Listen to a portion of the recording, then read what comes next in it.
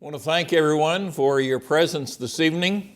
I want to thank the congregation for asking me to be a participant in the study this year. I've looked forward to being able to be here and to talk on this subject. I love hospitality. I've grown up loving hospitality. Just give you a little anecdote. When my wife and I had first married, we moved to St. Albans, West Virginia. And that year they were having the Eastern Labor Day meeting, and we were 6-7 months into our wedding and our marriage, and I came home from an afternoon service. Well, it was sort of a morning service, but it had gone from like 11 o'clock until 1 o'clock. And I told my wife, I said, I've invited some folks over for supper this evening before church. She says, okay, how many? I said, I don't know, there may be 40 or more. That's how my life's been. We have always had our doors open. By the way, my wife she rose to the occasion. There was plenty of food that night. But we love having company. And I'm looking out over the audience, and there's a great number of people here that I've either stayed in your homes or you've taken me out for a meal. I've enjoyed the generosity and what we would call the hospitality that you show. Well, let's talk about hospitality. Now, I've been asked to answer these 4 questions. How can an introverted Christian still show hospitality? I think we can address that.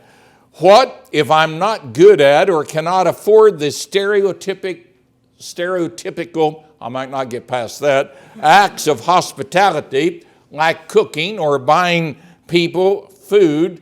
What can I do? How do you open your home? Question number 3. How do you open your home to people, especially people that you do not know, strangers, while you're also protecting your family? And question number 4, what should our expectations be for both giving and receiving hospitality? Hospitality is a science today. I can't tell you everything that there is to know about it. Just before this service began here, David Griffin told me, he said, you know, I Googled hospitality because I was working on a sermon, and he said, I was looking for some sort of a picture, and all that I could find for quite a while was pictures of waiters and hotel concierge and people of this nature.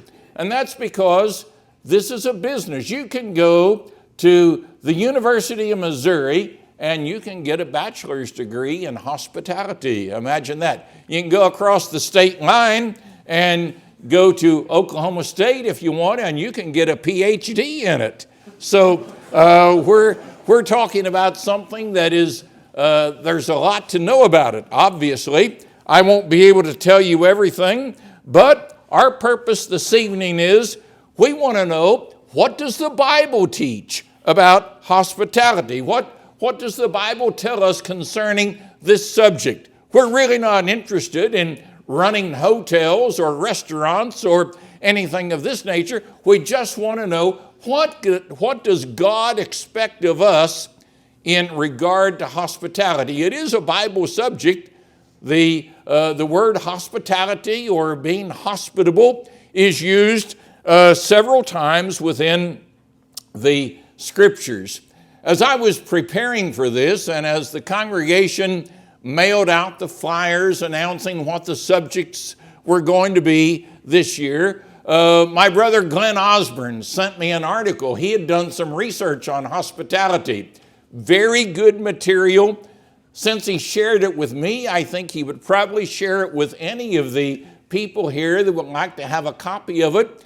It's excellent reading material. Let me just give an excerpt from his article. I thought it was good. He says, hospitality in the first century focused on the alien or the stranger in need. The plight of a traveling foreigner was desperate. They lacked affiliation or identification in the community. As an alienated person, the traveler often needed immediate food or lodging. Widows, orphans, the poor, or sojourners from other lands often lacked the familiar or community connections that provided a means for making a living and protection. In the ancient world, the practice of hospitality meant graciously receiving an alienated person into one's community, into his land or home, and providing for that person's needs. This, Glenn says, was an Old Testament virtue. And he quotes a passage of Scripture from Leviticus 19, verse 33, where it says, "If a stranger dwells with you in your land, you shall not mistreat him.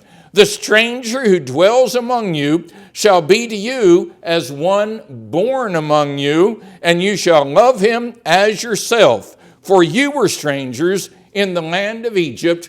I am the Lord your God." Well, when we talk about hospitality, what does it mean? David Griffin helped me out here. He says that this word is pronounced philoxenos. And I didn't say it right, did I? But I'm close. It's a compound word. And it's brought together by two words of philo, that means brotherly love, and xenos, a stranger. And so the dictionaries, the Greek lexicons, tell us that this word literally means kind to strangers or kindness to strangers, mounts, generous to guests, Thayer. Strong says fond of guests. W.E. Vine says a love of strangers. Vine takes a very literal meaning to the word, showing what it means. But it's loving individuals, being kind to individuals that you may not know, or at least you don't know them very well. You may know who they are.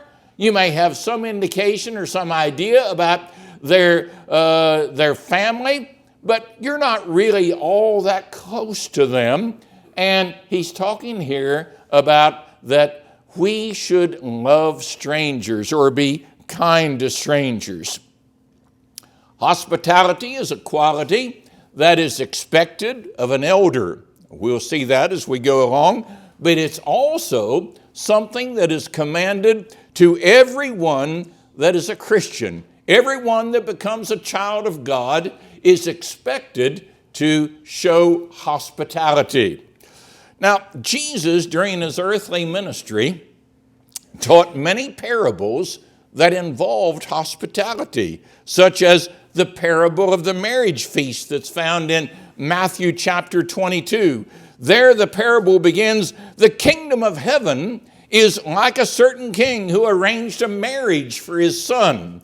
And then he gives some of the circumstances that surround this and people that chose not to come.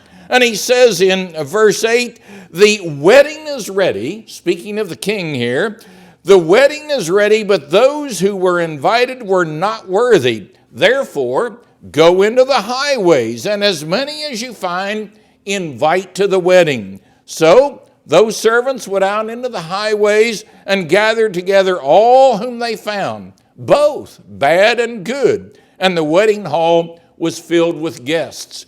Or take the other parable that's so familiar to us of the Good Samaritan, Luke chapter 10, where the Bible says, "A certain man went down from Jerusalem to Jericho and fell among thieves, and they stripped him of his clothing, they wounded him, and departed, leaving him half dead." We read about those that passed by and didn't pay any attention to him, didn't care that there was a man that was dying on the road and that had been mistreated in a terrible way. And then the Bible says, "A certain Samaritan, as he journeyed, came where he was, and when he saw him, he had compassion. So he went to him and bandaged his wounds, pouring on oil and wine, and he set him on his own animal, brought him to an inn, and took care of him. On the next day, when he departed,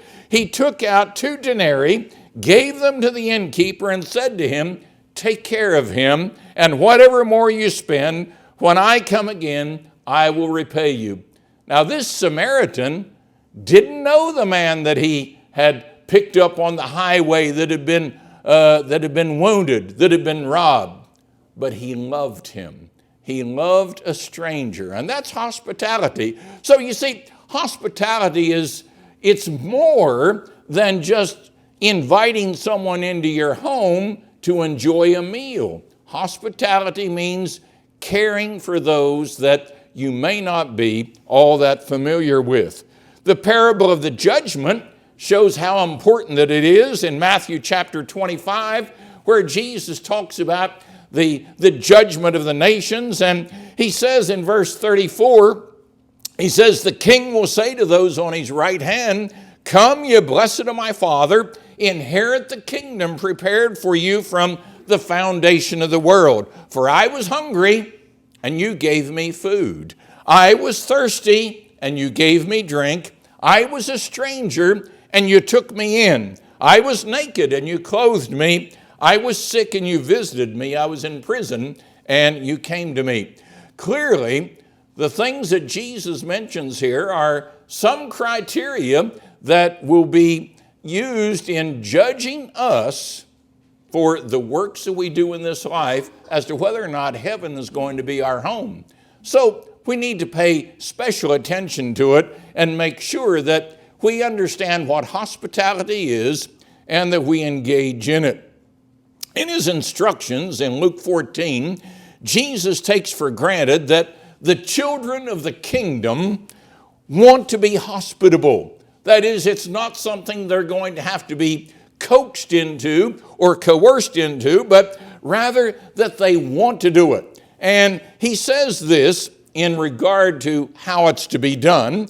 He says in verse 12, when you give a dinner or a supper, do not ask your friends, your brothers, your relatives, nor rich neighbors, lest they also invite you back and you be repaid. But when you give a feast, invite the poor, the maimed, the blind, and you will be blessed, because they cannot repay you, for you shall be repaid at the resurrection of the just. Now notice here, he's talking about inviting people that are not just family members. Sometimes we have the idea that it's, we're hospitable if we invite just our friends or our family members. Jesus says, when you have a feast, he says, it's not the family members that count. It's not your close friends. It's those that you need to get to know. The Apostle Paul writes to the saints at Rome, and he says in Romans chapter 12 and verse 13 that they should be given to hospitality. A.T. Robertson, in his word pictures, explains this phrase, given to hospitality, as something that he says the word means to pursue hospitality. The word given there, he says it means to pursue hospitality as if in a chase or a hunt. They were to pursue hospitality just as their enemies pursued them to persecute them. They were to be actively looking for opportunities that they could show their love for their fellow man. Paul qualifies a bishop to be hospitable. 1 Timothy chapter 3 and verse 2. He says, a bishop then must be blameless, the husband of one wife, temperate, sober-minded, of good behavior, hospitable, able to teach. He tells us in Titus when he's writing in chapter 1, verses 7 and 8, he says, for a bishop must be blameless as a steward of God, not self-willed, not quick-tempered, not given to wine, not violent, not greedy for money, but hospitable, a lover of what is good. And in considering widows, and I think this was mentioned earlier in the week, considering widows worthy of church support, he writes that they must be well reported for good works. if she's brought up children, if she has lodged strangers, if she's washed the saints' feet, if she's relieved the afflicted, if she has diligently followed every good work. Sometimes when I'm in Africa and brethren are talking to me about widows that need to be supported, I say, let's look at what Paul says in 1 Timothy chapter 5. I said, these are important requirements. And I'll tell the sisters that are there in the study, I'll say, now you sisters, you're younger right now and you've got husbands and everything's fine, but this isn't something that you can do at the last minute. You have to learn to be hospitable now and to be involved in these good works that are mentioned right here, so that if the day comes that your husband dies and you then are going to fall as the responsibility of the church because you don't have family members to care for you, you can say, I've done these things. If you haven't done these things, you're not the responsibility of the church. And you need to keep that in mind. Peter encouraged, he says, be hospitable to one another without grumbling. 1 Peter chapter 4, verse 9. You know, I know that oftentimes when there's a gospel meeting and there's a preacher coming in that folks don't know, they know the name, but they've never, and there's this bouncing back and forth of who's going to keep the preacher, especially if he's bringing his family and if he has children. I've known folks that have said, not at our house. We're not going to keep, we don't know him, we don't know what his kids are going to be like, and it's just hard to take care of somebody. And sometimes people will have someone in and they complain. They complain about the difficulty that has been put upon them.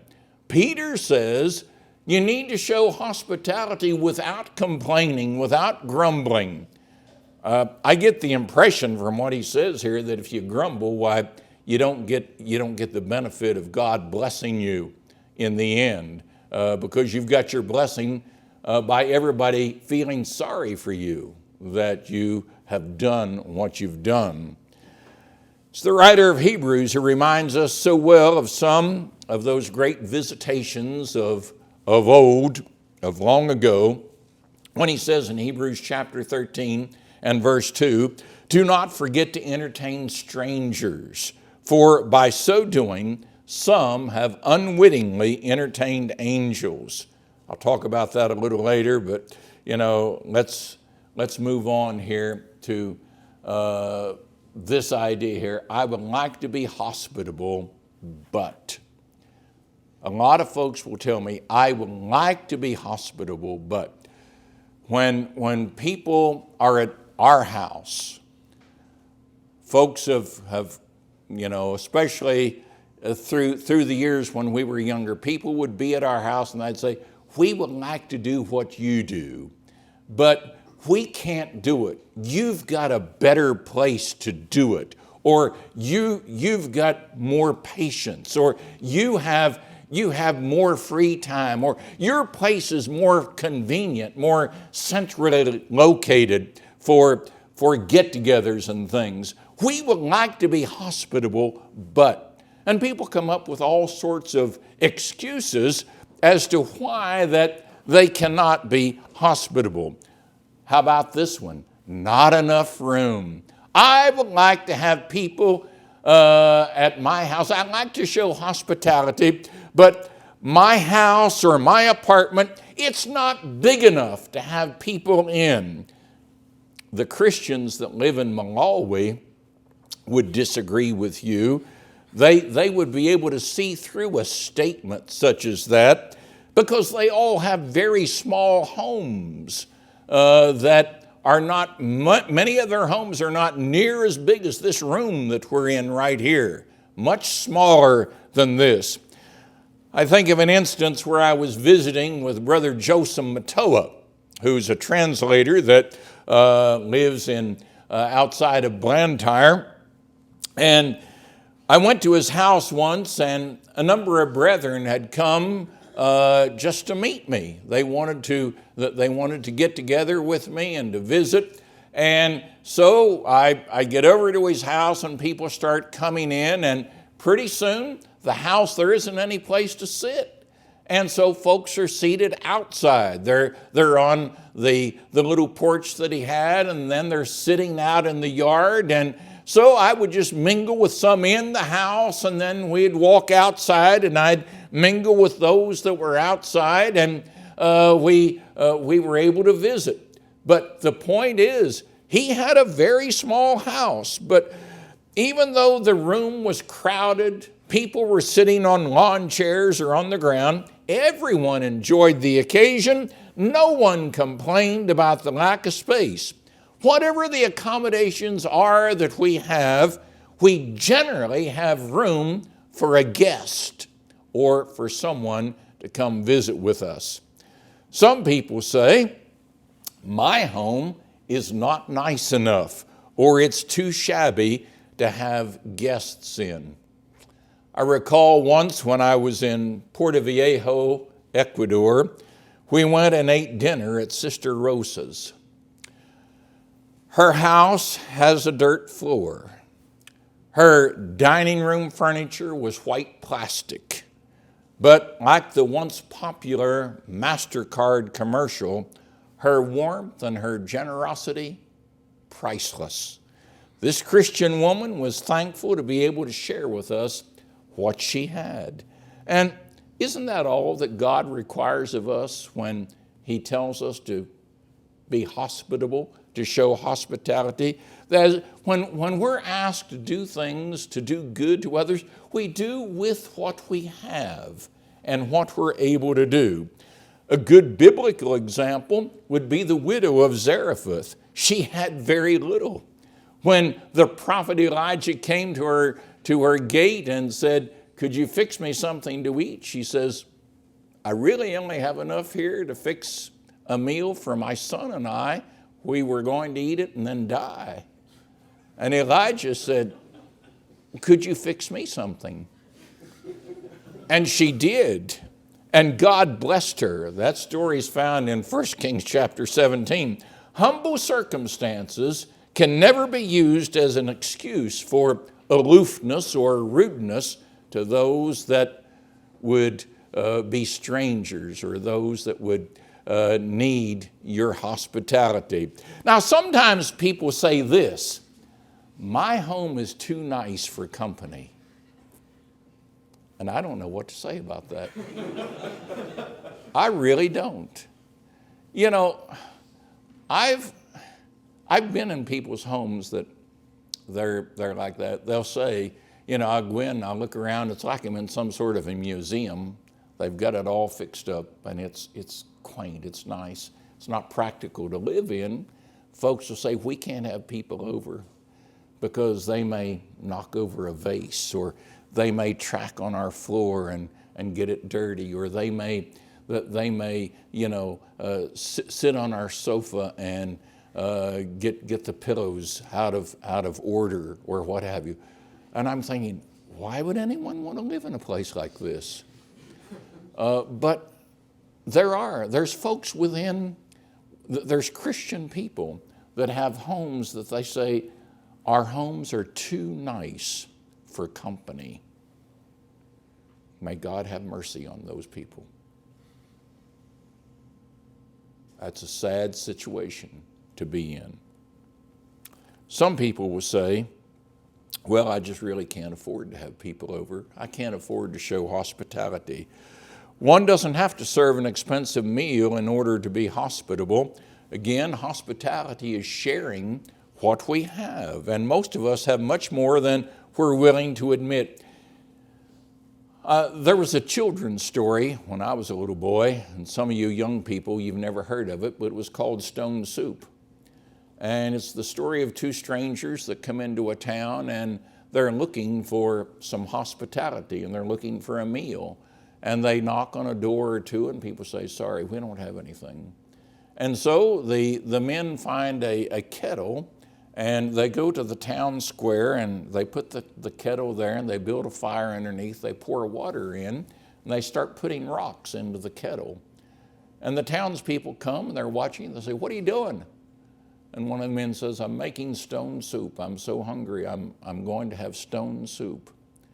And as the kettle starts to boil, why, he takes a taste and says, "It needs something." And one of the townspeople says, let me see. And he says, "I know what it needs. It needs onions. I've got some onions." And so they put the onions in, and then it cooks a little while longer, and another one says, he tastes, says, "It needs something else." And someone says, "I've got some carrots."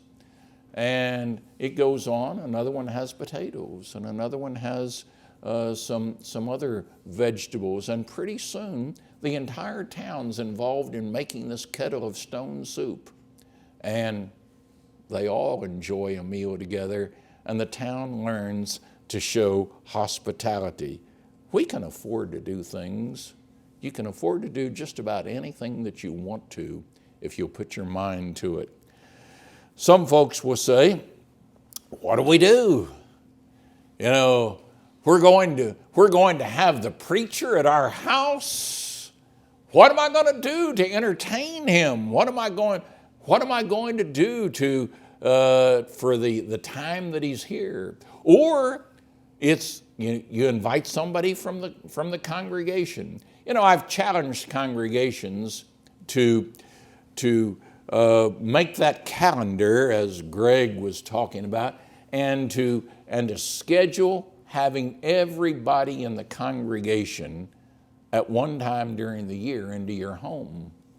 A lot of places don't do that because it's just, people just don't like to do it. But I've challenged folks to do that, and some folks will say, "We don't have anything in common." There's nothing in common. You know, I'm a construction worker, and he's an office manager, and that we don't, you know, I hunt and he doesn't do that. And they say we don't have anything in common. Well, getting to know someone can be one of the most fascinating adventures that there is in life. And when we start learning about people, all of a sudden we're going to realize how many things that we do have in common. You think you don't have things in common with folks because you don't know them. You don't know what they're like. You don't know what their interests are in life. And of course, there's always the gospel. You know, you can invite someone into your home if you're visiting with fellow Christians, and you can just sit down and have a Bible study about something. It doesn't have to be something that you're going to argue about and be in each other's face. Just open the Bible and have a Bible reading and discuss what you've read. If you're entertaining your neighbors, sharing the saving grace of Jesus Christ is the greatest thing that you can do by showing hospitality and then talking to them about the Word of God. It's always appropriate. Now, sometimes people, you know, this question came up. Folks will say, "What if I invite or help someone who's evil?" Be thankful it was his picture. Here. What if I invite somebody that's evil? And we don't know that. I'm going to admit freely to you, there's been hundreds of people that have passed through my home, and I've had some very undesirable people in my home. I've had undesirable people that have spent the night in my home. I've had people that have been to my home that I've fed that later I realized that they were wicked people. Folks that under the guise of being saying that they're members of the Lord's body, but they were not who they professed to be. Jesus says in Matthew chapter 5, in verse 43, he says, "You've heard that it was said, you shall love your neighbor and hate your enemy.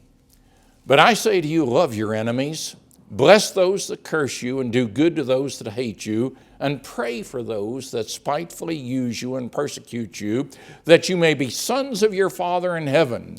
For he makes his sun to rise on the evil and on the good. He sends rain on the just and on the unjust. For if you love those that love you," he says, "what reward do you have?